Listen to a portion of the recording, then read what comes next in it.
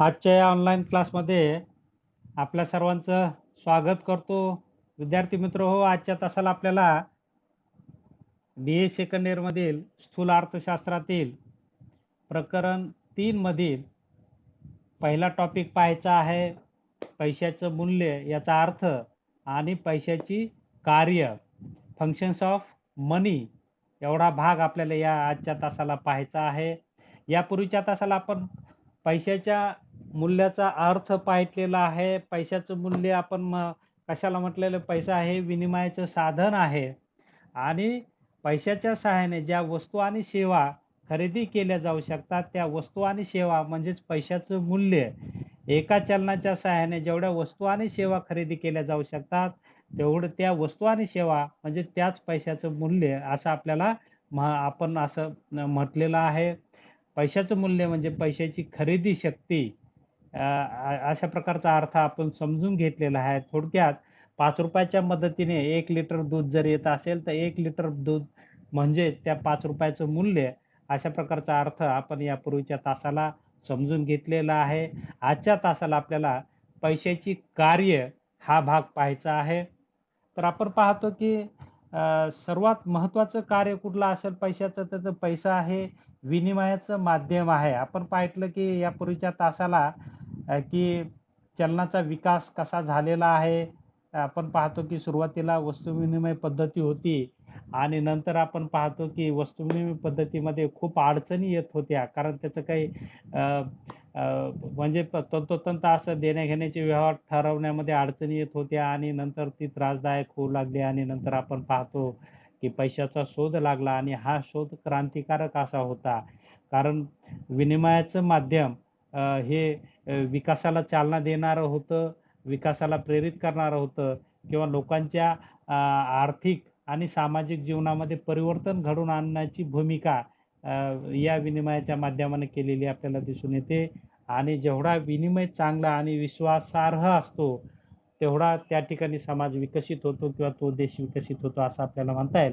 आणि या अनुषंगाने राष्ट्राच्या विकासामध्ये पैशाची भूमिका खूप महत्त्वाची असते. पैशाच्या पुरवठ्याची भूमिका खूप महत्त्वाची असते. ज्या राष्ट्रामध्ये पैसा सहजरित्या उपलब्ध होतो आणि स्वस्त उपलब्ध होतो, त्या राष्ट्राच्या विकासाला फ्युचर असतं किंवा भविष्य असतं, असं आपल्याला म्हणता येईल. किंवा तिथे लोकांना विकासाच्या संधी प्राप्त होतात आणि म्हणून समाजमान्य ज्या चलनाला समाज मान्यता मिळालेली आहे, कायद्याने मान्यता मिळालेली आहे, अशा प्रकारचं चलन एक विनिमयाचं माध्यम म्हणून आपण पाहतो की ज्या विनिमयामुळे लोकांचे आर्थिक व्यवहार चांगल्या प्रमाणात होतात आणि आर्थिक प्रगती त्यातून घडून येते. किंवा आपण पाहतो की लोक त्यानुसार त्यांना जगण्याची संधी म्हणा किंवा एक स्वप्न घेऊन ते पुढे येतात आणि तशा प्रकारचं ते विनिमयाच्या माध्यमाचा उपयोग आपल्या स्वतःच्या विकासासाठी किंवा राष्ट्राच्या विकासासाठी करत असतात. एवढी महत्त्वाची भूमिका एका राष्ट्रामध्ये चलनाची असलेली आपल्याला दिसून येते की ते केवळ विनिमयाचं माध्यमच नाही, तर त्यामध्ये लोकांचा विकास दडलेला असतो त्याच्या उपयोगातून. आपण पाहतो की नुसता पैसा असून उपयोग नाही, तर त्याचा उपयोगही चांगला झाला पाहिजे. ज्यांनी पैशाचा उपयोग चांगला केला त्यांचा विकास होतो आणि म्हणून याची हाताळणी म्हणा, संग्रहण म्हणा, तर ह्या सगळ्या गोष्टी महत्त्वाच्या असतात आणि म्हणून शासकीय पातळीवर अ, पैशाचं चलनाचं नियोजन केलं जातं. किती चलन लागतं, व्यवहार लोकांचे आर्थिक व्यवहार किती आहेत, यानुसार सगळे अंदाज बांधले जातात आणि त्यानुसार मार्केटमध्ये चलन उपलब्ध करून दिल्या जातं आणि त्यामुळे लोकांचे व्यवहार हे सुरळीत होतात, सोयीचे होतात आणि त्यातून लोकांचा विकास होतो, असं आपल्याला म्हणता येईल. तर ही विकासाची भूमिका चलनाच्या माध्यमातून असलेली आपल्याला दिसून येते आणि म्हणून एक अर्थव्यवस्थेमध्ये चलनाला खूप महत्त्वाचं स्थान असलेलं आपल्याला दिसून येतं. कारण त्यावरच लोकांचा विकास अवलंबून असतो किंवा त्यानुसारच गरजा पूर्ण करू शकतात किंवा त्यानुसारच लोक आपल्या आर्थिक प्रश्न सोडवू शकतात. म्हणून आर्थिक प्रश्न सुटल्याच्या नंतर चलनाच्या माध्यमातून म्हणा किंवा विनिमयाच्या माध्यमातून म्हणा, लोकांचे जर आर्थिक प्रश्न सुटले, तर लोकांच्या आर्थिक कल्याणात वाढ होते, भौतिक कल्याणात वाढ होते आणि भौतिक कल्याणात जर वाढ झाली, तर लोकांचा विकास होतो, लोकांचं दरडोई उत्पन्न वाढतं आणि म्हणून एखाद्या राष्ट्राचा विकास करायचा असेल तर त्या राष्ट्रामध्ये चलनाची भूमिका ही महत्त्वाची आहे. त्याचबरोबर नुसतं चलन असून उपयोग नाही, तर त्याचं मूल्य हे टिकून राहिलं पाहिजे. मूल्यामध्ये त्याच्या स्थिरता आली पाहिजे. त्यामुळे लोकांचा विश्वास त्यावर बसलेला कायम बसतो. जर अस्थिर मूल्य जर असेल, तर त्यावरून लोकांचा विश्वास उडतो आणि मग अर्थव्यवस्थेत अडचणी निर्माण होतात. आणि म्हणून चलनाचं मूल्य स्थिर ठेवण्यासाठी शासकीय पातळीवरही शासन मोठ्या फार प्रमाणात प्रयत्न करत असतं. म्हणून आपण पाहतो की चलनाचं मूल्य हे कसं ठरतं, की चलनाला असलेली मागणी आणि त्याच्या पुरवठ्यानुसार ठरत असतं. आपण पाहतो की चलनाचा पुरवठा खूपच झाला, मागणीपेक्षा जास्त झाला, तर चलनाचं मूल्य हे कमी होतं आणि चलनाचं मूल्य कमी झालं तर लोकांची क्रयशक्ती कमी होते. लोकांची क्रयशक्ती कमी झाली तर लोकांमध्ये दारिद्र्य निर्माण होतं. म्हणजे एवढा भयानक परिणाम यामुळे होऊ शकतो. म्हणून चलनाचं मूल्य स्थिर कसं राहील? चलनाचं मूल्य स्थिर कसं टिकवून ठेवता येईल? त्याचं मूल्य जेवढं जास्त असेल, तेवढं ते अर्थव्यवस्थेच्या विकासाला मदत करतं. चलनाचं मूल्य जर कमी झालं, तर अर्थव्यवस्थेच्या विकासामध्ये अडचणी निर्माण होत असतात आणि म्हणून चलनाच्या मूल्याला खूप महत्त्वाचं स्थान व्यक्ती विकासामध्ये असेल, कुटुंब विकासामध्ये असेल, राज्य विकासामध्ये असेल आणि राष्ट्र विकासामध्ये मोठ्या फार प्रमाणात असलेलं आपल्याला दिसून येतात. आज आपण पाहतो की सर्व लोकांचे व्यवहार हे चलनाच्या माध्यमातूनच होत असतात आणि म्हणून चलन हा भाग आता खूप महत्त्वाचा बनलेला आहे. आपण पाहतो की लोकांच्या खिशात जर पैसा असेल, चलन उपलब्ध असेल, तर लोक बिनधास्त जगतात आणि चलन नसेल तर तिथे लोक मग आपण पाहतो की मानसिकदृष्ट्या देखील डिस्टर्ब झालेले आपण पाहतो, की एवढं महत्त्व आज या चलनाला झालेलं आहे आणि म्हणून त्याची किंमत, त्याचं मूल्य हे स्थिर जेवढं असेल, तेवढं राष्ट्र विकासासाठी महत्त्वाचं असतं असं आपल्याला दिसून येईल. आज आपण पाहतो की प्रत्येक राष्ट्राला एक चलन असतं, स्वतंत्र चलन असतं. जागतिक पातळीवर विकसित राष्ट्रात आपण पाहतो की अमेरिकेमध्ये डॉलर आहे, तर इथं काही राष्ट्रांमध्ये युरो आहे, तर काही राष्ट्रांत वेगवेगळी नावं आहेत त्यांच्या त्यांच्या चलनाची. बरोबर आहे. तर भारतात हे रुपया आपण की हे कागदी स्वरूपात आणि काही प्रमाणात धातूच्या स्वरूपात देखील आपल्याला काही रोकड पाहावयास मिळते. तर चलनाचा पुरवठा आपण पाहतो की ₹1 नाणं किंवा किंमतीचं चलन हे शासनाला, केंद्र सरकारला छापण्याचा अधिकार आहे आणि त्याच्या पुढची सगळे चलनं हे कोण? आपल्या देशाची केंद्रीय बँक म्हणजे RBI ही छापत असते आणि RBI चलन छापत असताना किंवा चलनाची निर्मिती करत असताना विशिष्ट अशी कायद्याने घालून दिलेली काही बंधने आहेत. त्या बंधनांना समोर ठेवून किंवा बंधनाचं पालन करून भारतीय अर्थव्यवस्थेमध्ये चलनाचा पुरवठा केला जातो. चलनाचा पुरवठा हा मौद्रिक धोरणावर अवलंबून असतो. मौद्रिक धोरण आपण पाहतो की RBIच्या माध्यमातून राबवलं जातं आणि त्यानुसार देशामध्ये चलनाचा पुरवठा आणि मागणी यामध्ये समतोल निर्माण करण्याचा प्रयत्न शासकीय पातळीवर, RBIच्या पातळीवर केला जातो. ते आपल्याला हे लक्षात येईल आणि त्यामुळे एखाद्या राष्ट्राच्या विकासात चलनाची मोठी भूमिका असलेली आपल्याला दिसून येते आणि म्हणून पैशाचं कार्य खूप महत्त्वाचं आहे आणि त्यावरच विकास हा डिपेंड असतो असं आपल्याला म्हणता येईल. पैशाचं कार्य पाहत असताना यामध्ये 2 प्रकार केलेले आहेत, की प्राथमिक कार्य आणि दुय्यम कार्य अशा प्रकारच्या 2 प्रकारात त्याची विभागणी केलेली आहे, की त्याचं प्राथमिक कार्यामध्ये आपल्याला पाहता येईल, की प्राथमिक कार्यामध्ये सर्वात महत्त्वाचं कार्य कोणतं असेल तर चलनाचं हे विनिमयाचं माध्यम म्हणून मीडियम ऑफ एक्सचेंज, की विनिमय वस्तूंची जर देवाणघेवाण करायची असेल, तर गरजांची पूर्तता करायची असेल, तर त्यासाठी आपल्याला चलन लागतं आणि चलनामध्ये लवचिकता असते. एखादी वस्तू जर आपल्याला घ्यायची असेल आणि खिशात पैसा असेल, तर ताबडतोब ती घेता येते आणि म्हणून चलनाची भूमिका खूप महत्त्वाची आहे. 2 वस्तूंची देवाणघेवाण करताना जिचा मध्यस्थ किंवा माध्यम म्हणून उपयोग होतो, त्या वस्तूला विनिमय माध्यम असे म्हटले जाते. आपल्याजवळ असलेली वस्तू विकून आलेल्या पैशातून आवश्यक असलेली वस्तू खरेदी करता येते. अशा प्रकारे पैशाद्वारे 2 वस्तूंची अदलाबदल किंवा विनिमय करता येतो.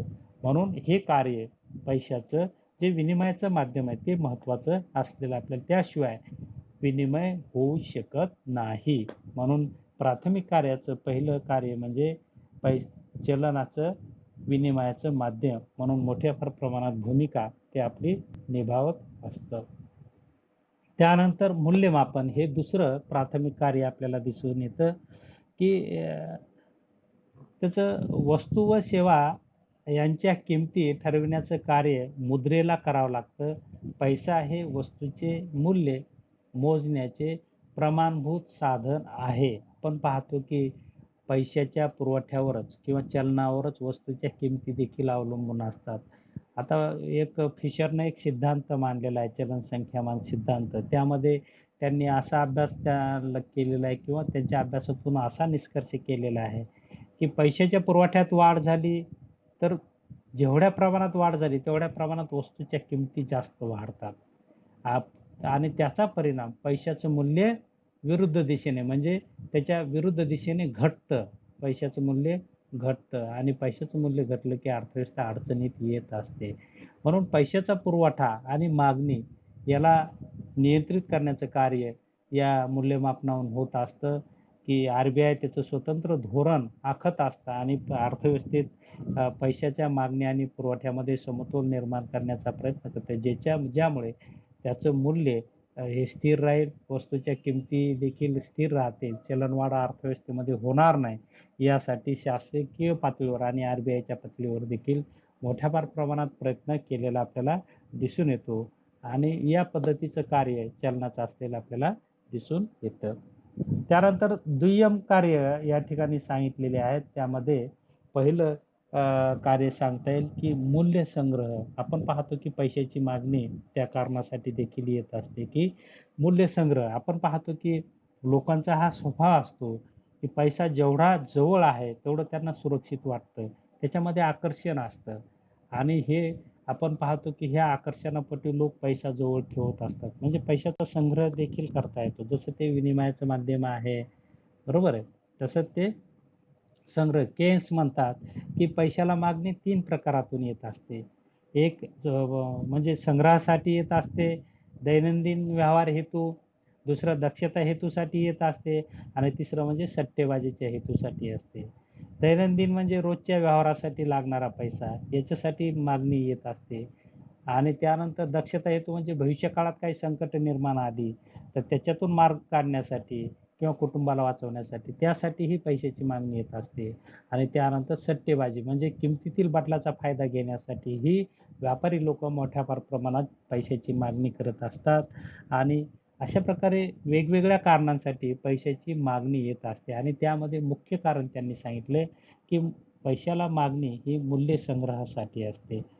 मूल्यांचा संग्रह होत असतो. आपण पाहतो की हे आधुनिक अर्थशास्त्रज्ञांनी अशा प्रकारचा विचार मांडलेला आहे की पूर्वी जे सनातनपंथी विचारवंत होते तर ते त्यांनी फक्त पैशाचं कार्य फक्त विनिमयाचं माध्यम म्हणूनच पाहिलं होतं. कारण त्यावेळेस आपण पाहतो की लोकांचे व्यवहार मर्यादित होते, चलनाचं मूल्य प्रचंड प्रमाणात होतं आणि त्यामुळे आपण पाहत होतो की लोकांचे व्यवहारच मर्यादित असल्यामुळे लोकांकडे फार काही पैसा नव्हता आणि म्हणून चलनाची फक्त भूमिका विनिमयाचं माध्यम म्हणूनच होती. परंतु आधुनिक अर्थव्यवस्थेमध्ये किंवा काळामध्ये हे बदललेलं आहे की आज आपण पाहतो की लोक चलनाचा संग्रह मोठ्या प्रमाणात करतात.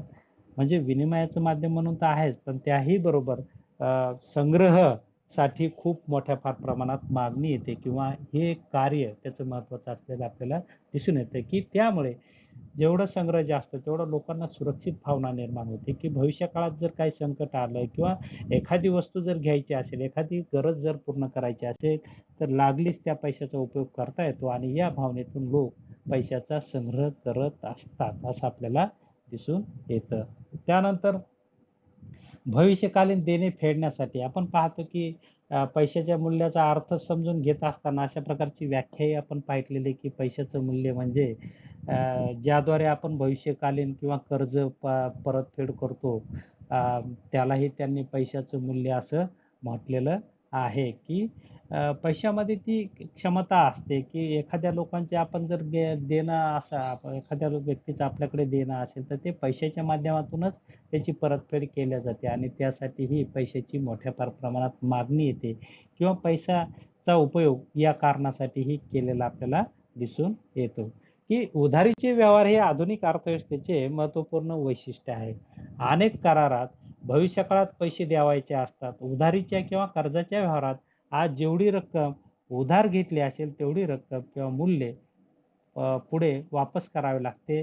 इतर कोणत्याही वस्तूच्या तुलनेत पैशाचे मूल्य जास्त स्थिर असल्यामुळे हे कार्य पैशाद्वारे व्यवस्थित होते. म्हणजे थोडक्यात आपल्याला म्हणता येईल की भविष्यकाळातील देणं फेडण्यासाठीही मोठ्या फार प्रमाणात पैशाची मागणी होत असते किंवा अशा प्रकारचं एक कार्य पैशाचं असलेलं आपल्याला दिसून येतं, की थोडक्यात पैसा हे विनिमयाचं माध्यम आहे, मूल्यमापनाचं साधन आहे, मूल्य संचयासाठी पैशाची मागणी होत असते किंवा भविष्यकालीन देण्यासाठीही पैशाचं कार्य महत्त्वाचं असलेलं आपल्याला दिसून येतं. त्यानंतर तिसरा प्रकार आहे पैशाच्या कार्याचा संभाव्य किंवा आकस्मिक कार्य, की अचानक भविष्यकाळातील ज्याला आपण म्हणतो किंवा इतरही तत्कालीन स्वरूपाची काही कारणं यामध्ये आपल्याला पाहावयास मिळतात, ज्यामध्ये नवीन प्रगत अर्थव्यवस्थेतील आणखी पैशाचं कार्य मोठ्या फार प्रमाणात वाढलेलं आपण दिसतं. एक काळ असा होता की अर्थव्यवस्था आपण जर 18व्या शतकात गेलो तर अर्थव्यवस्था फक्त विनिमयापुरतीच मर्यादित होती. परंतु म्हणजे पैशाचं उपयोग फक्त विनिमयापुरताच मर्यादित होता. आज आपण पाहतो की पैशाच्या सोबत पैसाही आलेला आहे आणि त्याचं कार्य आज मोठ्या फार प्रमाणात वाढले. लोकांचे आर्थिक व्यवहार एवढे वाढले की आज बँक निर्मित पैसा मोठ्या फार प्रमाणात आर्थिक उलाढाल त्याचा उपयोग व्हायला लागलेला आपल्याला दिसून येतो. ज्यामध्ये आपण पाहतो की मोठ्या फार प्रमाणात एकमेकांना चेकच्या व्यवहाराच्या माध्यमातून व्यवहार केले जातात किंवा डी-डीच्या माध्यमातून केले जातात किंवा आर-टी-जी-एसच्या माध्यमातून केले जातात, की वेगवेगळे ऑनलाईन व्यवहार आता मोठ्या फार प्रमाणात वाढलेले आहेत, की अशा प्रकारे लोकांचा व्यवहार वाढल्यामुळे चलनाचा उपयोग किंवा पैशाचं कार्य मोठ्या प्रमाणात वाढलेलं आपल्याला दिसून येतं, की याच्यामध्ये एक कार्य देता येईल, की मूल्यांचं हस्तांतरण म्हणजे एकाच्या हातातून दुसऱ्या हातात पैसा जाणे असं आपण म्हणतो, की आर्थिक विकासाबरोबर दूरच्या बाजारपेठा मालांकरिता उपलब्ध होऊ लागलेल्या आहेत. त्यामुळे मूल्यांचं हस्तांतरण आवश्यक झालेले हे कार्य पैशामुळे सोपे झाले. पैशाच्या ठिकाणी सर्वसामान्य व रोखता हे गुण असल्यामुळे एका ठिकाणी मालमत्ता विकून मनुष्य आलेल्या पैशाद्वारे दुसऱ्या ठिकाणी सहजपणे मालमत्ता किंवा संपत्ती खरेदी करू शकतो. तसेच पैशाचे मूल्य हे एका व्यक्तीकडून दुसऱ्या व्यक्तीकडे हस्तांतरित होऊ शकते आणि त्यामुळे हे महत्त्वाचं कार्य पैशाचं आपल्याला दिसून येतं, की हस्तांतरण, मूल्याचं हस्तांतरण. त्यानंतर दुसरं कार्य सांगता येईल, की प्रत्ययाचा आधार. समाजातील अधिकांश देणी-घेणी ही चेक, हुंडी, विनिमय बिल व इतर प्रत्ययपत्रांद्वारे करण्यात येतात व त्यांचे मूल्य पैशातच ठरते. अशा प्रकारे प्रत्ययाचे कार्य हे पैशाच्या आधारावरच होत असतं असं आपल्याला म्हणता येईल. त्यानंतर वाटणीचा आधार, बेसिस ऑफ डिस्ट्रिब्युशन ज्याला आपण म्हणतो, की भूमी, श्रम, भांडवल, संघटन हे जे उत्पादनाचे घटक असतात, जे उत्पादन कार्यात उत्पादकाला मदत करत असतात. मग यांच्या मदतीचा किंवा कामाचा मोबदला हा पैशाच्या स्वरूपातच द्यावा लागतो आणि त्यासाठीही पैशाचा वापर मोठ्या फार प्रमाणात होत असतो. कारण त्यावरच त्यांची क्रयशक्ती अवलंबून असते. आपण उत्पन्न प्रवाह ही एक कन्सेप्ट पाहिलेली आहे, की उत्पादन घेत असताना उत्पादनाच्या घटकाची मदत घेत असतो. ह्या मदतीमुळे त्यांना मोबदला मिळतो. मोबदल्यामुळे त्यांना उत्पन्न मिळतं. उत्पन्नामुळे ते मागणी करतात. म्हणजे उत्पादकाकडून पैसा कुटुंब संस्थेकडे येतो. कुटुंब संस्थेचा पैसा पुन्हा उत्पादकाकडे मागणीच्या स्वरूपात जात असतो. अशा प्रकारे उत्पन्न प्रवाह मध्ये पैशाची भूमिका ही महत्त्वाची असलेली आपल्याला दिसून येते. त्यानंतर सीमांत तत्वाचा उपयोग. पैशाच्या सहाय्याने निरनिराळ्या वस्तूंच्या सीमांत उपयोगितेत समानता आणून उपभोक्ता महत्तम समाधान मिळू शकतो. तसेच सीमांत उत्पादकतेचा सिद्धांत उत्पादक कार्यात लावून उत्पादक महत्तम नफा मिळू शकतो असं आपल्याला म्हणता येईल. त्यानंतरचं कार्य आहे बचत व भांडवल संचय. हे महत्त्वाचं कार्य आपल्याला दिसून येतं, की पैशामुळे बचत करणे शक्य झालेलं आहे आणि त्यामुळे भांडवल निर्मिती होऊन आर्थिक विकासाचा वेग वाढवणे शक्य झालेलं. आपण पाहतो, की देशाचा जर विकास करायचा असेल, देशांमध्ये रोजगार निर्माण करायचा असेल, देशातील बेकारी कमी करायची असेल, देशातील दारिद्र्य कमी करायचं असेल, देशातील आर्थिक विषमता कमी करायची असेल, तर या सर्वांचं मूळ आपण पाहतो बचतीमध्ये असतं. कारण बचतीतून भांडवल निर्माण होतं आणि भांडवलातून गुंतवणूक निर्माण होते आणि गुंतवणूक झाली तर रोजगार मिळतो. रोजगार झाला तर लोकांचं उत्पन्न वाढतं. उत्पन्न वाढलं की क्रयशक्ती वाढते, वस्तूची मागणी वाढते. त्यामुळे लोकांचे व्यवहार वाढतात आणि विकास घडून येतो. याला आपण पाहतो की मोठं कार्य म्हणजे विकासाचं कार्य हे पैशातूनच घडतं आणि म्हणून चलनाचं कार्य खूप मोठं आहे, पैशाचं कार्य खूप मोठं आहे. ते केवळ विनिमयाच्या माध्यमापुरतं महत्त्वाचं नाही. हे तर इतरही आपण पाहतो की लोकांचं समाधान, लोकांचं कल्याण, लोकांचं आर्थिक कल्याण, राष्ट्राचा विकास हा सगळाच पैशाच्या कार्यावर अवलंबून असतो. पैशाचा उपयोग जर चांगला झाला तर या ठिकाणी समाजाचा विकास घडून येतो आणि राष्ट्राचाही विकास घडवण्याचं कार्य पैशाच्या सहाय्याने झालेलं आपल्याला दिसून येतं. एवढी मोठी भूमिका पैशाची असलेली आपल्याला दिसून येते की म्हणून केवळ ते विनिमयाचं माध्यम नसून ते समाधान त्याच्यामध्ये आहे. आपण पाहतो पैशाचा चांगला उपयोग झाला तर आज लोकांना आनंद मिळतो त्याच्यातून. म्हणजे लोकांनी ₹10 जर खर्च केले तर त्यांना समाधान ₹100चं मिळालं, तर यातून सामाजिक कल्याणात वाढ घडून येते आणि मानव विकास घडून आलेला आपल्याला दिसून येतो. म्हणून पैशाचं कार्य केवळ विनिमयाचं माध्यम नाही, तर लोकांचं सामाजिक कल्याण घडवून आणण्याचं कार्य तो करतो. लोकांचं आर्थिक कल्याण घडवून आणण्याचं कार्य करतो. लोकांच्या आर्थिक समस्या दूर करण्याचं कार्य करतो. लोकांच्या गरजा पूर्ण करण्याचं कार्य करतो आणि यातूनच राष्ट्र उभा राहतं. विकसित राष्ट्र, भक्कम राष्ट्र उभं राहतं. आपण पाहतो की ज्या विकास देखील पैशाच्या याच्यातच मोजला जातो. आपण पाहतो की ज्या राष्ट्राकडे मोठ्या फार प्रमाणात संपत्ती असते ते राष्ट्र श्रीमंत असतं आणि संपत्तीचाच एक भाग चलन आहे, पैसा आहे. आपण पाहतो की पैसा ज्या व्यक्तीकडे असतो त्याची प्रतिष्ठा असते, राष्ट्राकडे असेल तर राष्ट्राची प्रतिष्ठा निर्माण होईल आणि म्हणून राष्ट्राची प्रतिष्ठा निर्माण करण्याचं कार्यही चलन करत असतं. म्हणून आपण पाहतो की व्यापारी लोकांचं व्यापारवादामध्ये इसवी सनाच्या म्हणजे आपण 14व्या शतकामध्ये आपण पाहतो की एक थिअरी होती, आर्थिक विचार होते. काय विचार होते? की अ, चलनाच्या माध्यमातून, पैशाच्या माध्यमातून राष्ट्राचा विकास करता येतो किंवा राष्ट्रांमध्ये प्रतिष्ठा निर्माण करता येते म्हणून लोक चलनाचा संग्रह करत होते किंवा चलन मिळवण्यासाठी आंतरराष्ट्रीय बाजारात मोठ्या प्रमाणात आपल्या वस्तू विकायच्या आणि तशा प्रकारची संपत्ती मिळवायची आणि राष्ट्राचा विकास घडवून आणायचे किंवा तशा प्रकारे राष्ट्राची प्रतिष्ठा निर्माण करत होते आणि आजही आपण पाहतो की चलनाला आंतरराष्ट्रीय बाजारपेठेमध्येही विशेष असं प्रकारचं स्थान असतं आणि त्याच्यावरच राष्ट्राचा आंतरराष्ट्रीय व्यापार अनुकूल का प्रतिकूल त्यावर अवलंबून असतो आणि अनुकूल जर असेल तर राष्ट्राच्या विकासामध्ये भर पडते आणि म्हणून चलनाची भूमिका किंवा चलनाचं कार्य हे प्रचंड मोठं असलेलं आपल्याला दिसून येतं. थोडक्यात एखाद्या राष्ट्राचा जर विकास करायचा असेल, त्या राष्ट्रातील लोकांचा मानव विकास करायचा असेल, त्या राष्ट्रातील लोकांचं सामाजिक कल्याण करायचं असेल, त्या लोकांचं आर्थिक कल्याण करायचं असेल, त्या लोकांच्या गरजा पूर्ण करायच्या असतील, भविष्यकालीन देणी द्यायची असेल, भविष्यकालीन संकटाचा सामना करायचा असेल, दैनंदिन व्यवहार पूर्ण करायचे असेल, तर ह्या सर्व गोष्टींसाठी पैसा आवश्यक असतो आणि म्हणून पैसा हेच विकासाचं माध्यम आहे. पैसा हेच विकासाचं साधन आहे. पैसा हेच समाधानाचं साधन आहे.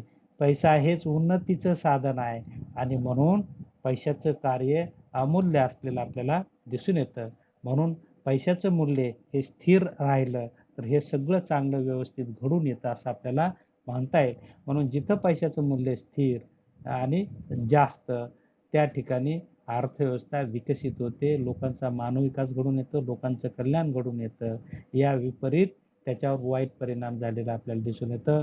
म्हणून प्रत्येक राष्ट्रामध्ये शासकीय पातळीवरून किंवा केंद्रीय बँकेच्या माध्यमातून पैशाचं मूल्य स्थिर कसं राहील, त्याचं वाढेल कसं, हाच प्रयत्न केला जातो आणि या प्रयत्नातूनच लोकांचा विकास, राष्ट्र विकास घडवून आणण्याचं कार्य या यंत्रणेकडून झालेलं आपल्याला दिसून येतं. म्हणून एखाद्या अर्थव्यवस्थेच्या विकासामध्ये पैशाचं भूमिका ही फार महत्त्वाची आहे, असं आपल्याला या ठिकाणी म्हणता येईल. या ठिकाणी आपण थांबूया. आपण या तासाला उपलब्ध झालात, शांतपणे ऐकून घेतलं त्याबद्दल आपल्या सर्वांचे आभार व्यक्त करतो. आणि या ठिकाणी थांबतो. धन्यवाद.